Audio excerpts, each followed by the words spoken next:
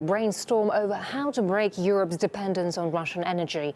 There were few concrete solutions, though the US again offered to ship US gas across the Atlantic. But as RT's Peter Oliver reports, that's easier said than done.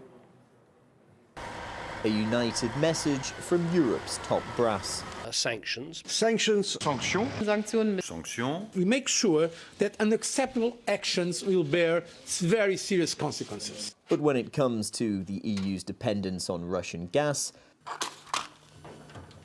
the numbers speak louder than words. Around a third of the gas used domestically in the EU comes from Russia.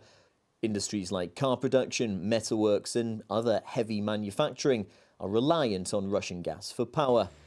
A potential solution is that Europe could import American shale gas, which Washington has already offered. There's no perfect, free, ideal, cheap energy sources. The United States as a source of energy is one possibility. But that throws up its own problems. Firstly, the United States has no operational facilities to liquefy natural gas for transport. Secondly, it would take more than 2 million tanker trips a year to satisfy Europe's demand. And only about 400 of the gas tankers needed actually exist.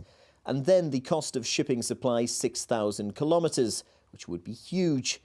But before that can happen, Europe will also have to spend years building vast gas pipe networks, liquid natural gas terminals and storage facilities.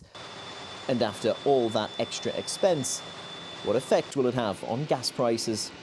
The cost of gas delivered, let's say here in the Czech Republic, would be pretty much comparable to what today's price is. A quick and easy solution to those European countries wanting to diversify away from a dependence on Russian gas may sound too good to be true to some, but when you speak to energy experts, they'll tell you it's completely unfeasible. Well, I think it is very legitimate that every country, and also the EU, looks for diversification.